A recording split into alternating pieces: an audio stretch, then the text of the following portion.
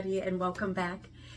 I was just sitting here writing, I'm journaling, I'm doing some work that my coach has been asking me to do with regards to always shaping and moving forward with my goals of building my message here on YouTube. But I'm also, I don't know if any of you know, I have been working on writing a book, kind of along the same journey, offering inspiration and sharing my story of No More Pockets. And in the encouragement I've been getting about writing every day is to constantly stay in the flow. And yet I still took a couple days off here doing some self-care and tending to things that need to be done. My husband is in Austin, Texas working. I've been with him for the past 4 or 5 months and came home here for about a week or two to just catch up on some things, home being in Illinois. And so the distractions come up, right? And for anybody who is understanding of this, you know, I want to say, yay. There's, I think sometimes we have to remind ourselves that we're not alone in those times when we know our purpose, we are moving towards it, we have our goals, we are writing everything down, we have the coaches, we have our books, and yet we still have those days when we feel more a sense of, I don't know, like struggle. Sometimes it just flows with ease. Sometimes there's a little bit more effort needed. And I want to know how you guys are feeling about this. And does it shut you down? Does it stop you in your tracks? Because I want to offer you some insight or some, you know, inspiration to keep going, to know that it's just an ebb and a flow that we all go on, right? When we're on this journey of personal development and personal growth. And it's funny because in writing today about No More Pockets, he had suggested I always kind of go back to the beginning of how this all started. And I know that some of you know the journey of No More Pockets, but how it all started is what kind of keeps me going. And if you'll give me just a few minutes, I'll be happy to share it with you. I had never really planned on being a speaker. I was into fitness. I was a yoga instructor and personal trainer and group fitness instructor. And, you know, I was not uncomfortable at all when I'm out in front of people teaching or, you know, being me. And so I had been asked to teach yoga in my community at some of the local high schools. And when I was doing so, in this one particular high school, I had about 60 kids in front of me. Excuse me, it's cold here today. It's cold and gray, and I'm just feeling chilled.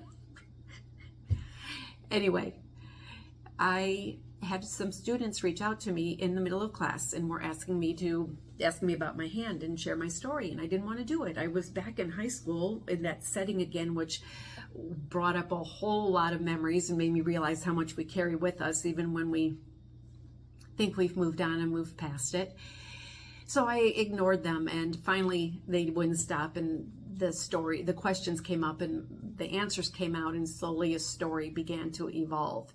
And I felt the connection with the students. I saw them nodding their heads. I saw some kids getting emotional, made me emotional. And at the same time, while I was feeling very vulnerable and very uncomfortable, there was a deep sense of connection that came. And part of my realization now that what I share with people about knowing that when we are hiding our truth, any part of our truth from other people as a way to protect ourselves and not feel vulnerable, there's a deep sense of disconnection that comes from that. And we are meant as human beings to connect with each other.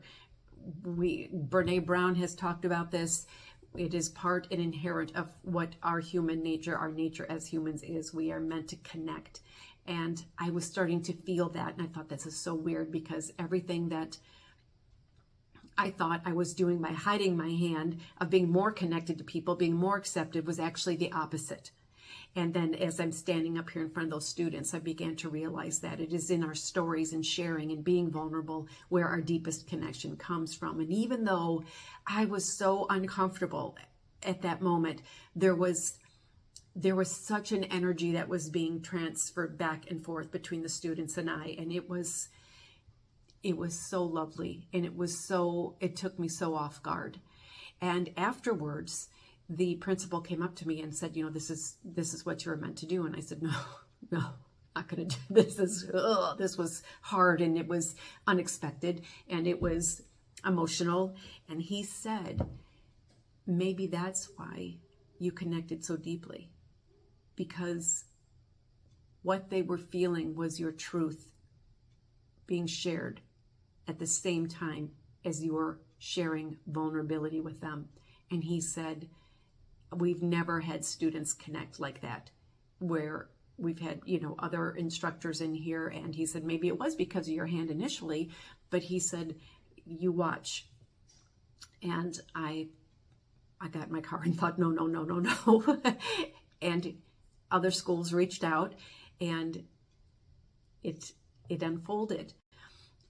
But so that's how the story of me becoming a speaker began to unfold. But No More Pockets was not a name or a title to this platform until a couple years later, when as I started to really decide to build and market myself as a speaker. And people kept saying, well, what's the title of your talk? And I was like, the title of my talk? I don't know. Well, so I prayed about it. I literally laid down one night and thought, I need to understand what this is all about and where it's coming from. And in my dream, I woke up with a voice as clear and as strong as if I was having a conversation with someone sitting right across the table from me.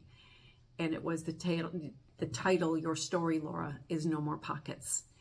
And I don't know how any of you feel about this, if any of you have ever had those moments of clarity when you get a message, however you receive it from a stranger or a family member or a dream, some kind of divine inspiration, if it ever happens to you or has. But there's that moment that this came to me for a reason. And that's how No More Pockets, the title of No More Pockets, came to me.